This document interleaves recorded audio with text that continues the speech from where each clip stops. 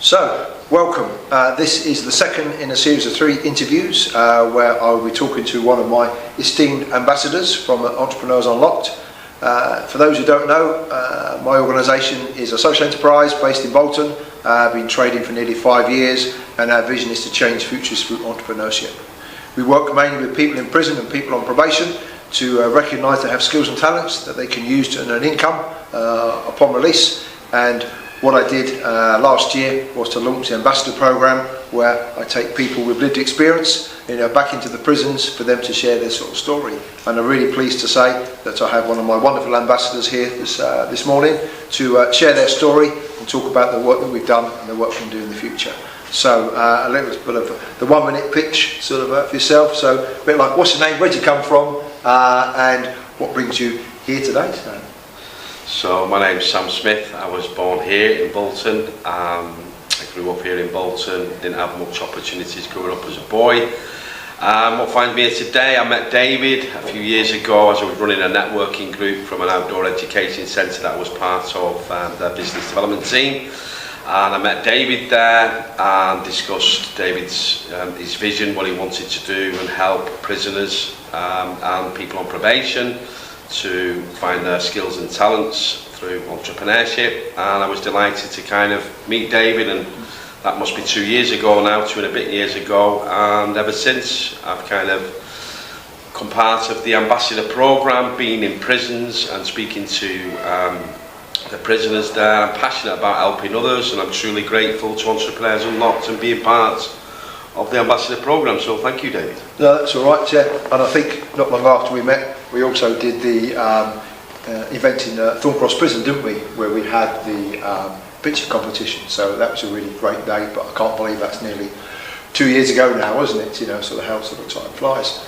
But I think what's important, for the people sort of listening to and watching the video today, is to say that, the Ambassador Programme is about working with people that have that lived experience of the criminal justice system, and looking at a way to sort of change the narrative, really, isn't it, about that you can go from a life of crime for whatever reason that those crimes are sort of committed, and we'll talk about that in the sort of second part, to being someone like yourself who is now crime free for a number of years. But what's really important, you're also, like myself, a social entrepreneur in terms of sort of understanding how those sort of things work.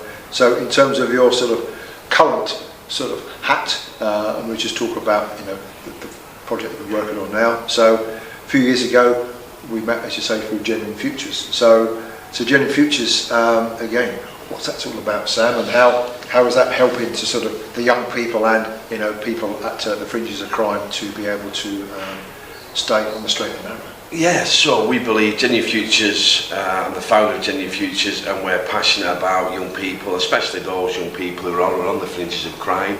And we want to help those young people to unlock their skills, their talents, and we believe that all young people have potential. It's just that they don't maybe have the role models to help them to develop and unlock those skills and talents. So we run a number of programs. The core program is called Unlocking Your Potential, and it's all about their personal development, their well-being, and then unlocking their entrepreneurial talents.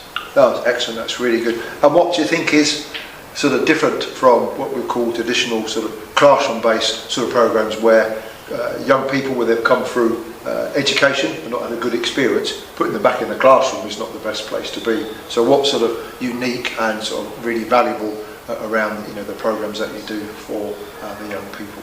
So we believe in outdoor education. Classroom doesn't work for young people who obviously are not, the classroom's not for everybody. So we combine the outdoors, doing outdoor activities, and then doing meeting businesses by providing a professional valeting service, so that young people can network with business owners, understand what their aspirations are, what their interests are, those young people, and then connecting them with those businesses. But what's unique about Genuine Futures is that we actually take our pop-up car wash, pop-up events to business parks, where it gives those young people new experiences, working as a team, understanding, respecting people's property, and delivering a professional cleaning service for their vehicles. So that's kind of the USP for us. That's really good, and I think from our conversations before, it's, people learn in different ways, and if you've come from sort of fringes of crime or, in terms of the county lines, then all you know is a certain way, isn't it? And how you act, it might be your family members may have been involved in criminality previously, and that's your role models of people that are in the criminal justice system. Well, having role models where professional business people, entrepreneurs like yourself, social entrepreneurs, really sort of help people think about things differently. And I think that's what's really good about when we go into prisons, isn't it? We talk about our programs around helping people think about starting a business, working for themselves, because not everybody wants to work for somebody else, do they? Their minds are quite different. The way that they work, the way that they think means that actually I'd like to be my own boss. And I think the programs that you do complements the ambassador program in helping people think, actually, I can do things sort of differently. So where have you sort of seen, the young people in particular that you've worked with, how they've changed, their behaviour and their mindsets from maybe where they were to where they got to at the end of the programme? What sort of positives can you sort of draw out in terms of the programmes for us? Yeah, there's many positives. I think first of all, when we meet young people, we do a meet and motivate session. So first of all, we want to find people who do really want to change their lives, if they're in the criminal justice system, or they're on the fringes of the criminal justice system, or they're being released.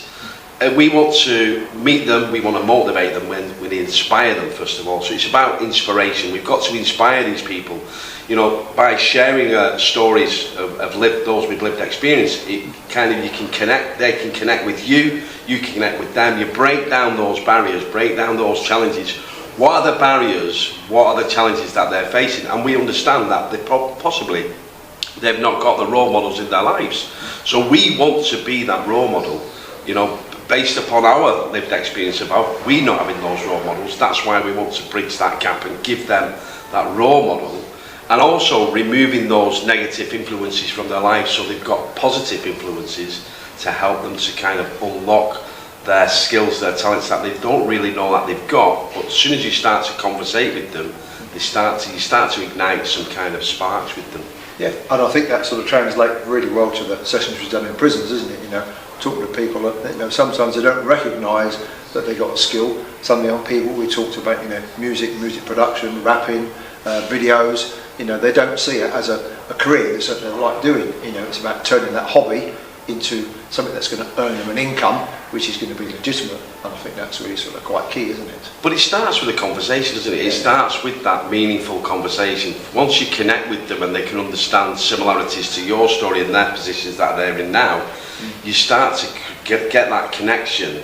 Once you've got the connection, you can continue the conversation to unlock their skills and the talents that they don't realise they've got. And it's just through that conversation and then meet and motivate sessions that we've previously delivered, we've got them engaged, we've got their attention, and we've seen the sparks and the fire starting to burn inside them, and they've been kind of inspired. And that really is the beginning of empowering them and then taking them on that journey, of that entrepreneurial journey. It's that meet and motivate session is the key to igniting the flame. Excellent, and I think that's we've seen that in all the work we've done in the prisons and the work you've done in the community. And I think what's important is, I think for me, connecting with like-minded individuals like yourself. We know from our conversations that you've come from a place where growing up was sort of tough, and I think it's important for the people that are watching this sort of understand where you've sort of come from and where you are now. And I think what we'd like to do is cover that in the second part of the conversation. So one sort of last sort of takeaway then. So end of this sort of session, what sort of one sort of thing would you say, to the audience in terms of what you've learnt so far in terms of helping the young people, the people in the prisons? What's the key message so far for them? I think the key message is you've got to remove the negative influences that have been in your lives and replace them with positive influences. That's crucial. If you're to change your life, you need to change your mind, and you need to change the influences, the bad influences that you've had in your lives. And people, organisations like Entrepreneurs Unlocked, like Genuine Futures, who genuinely care, they need to be connected with those organisations that can help them to fulfil their aspirations. So it's key for me, that's the takeaway, is remove those negative influences. If you want to change your life, you need to remove those negative influences. Thank you for that, Sam. Thank and you. I look forward to a second part in a moment. Thank you.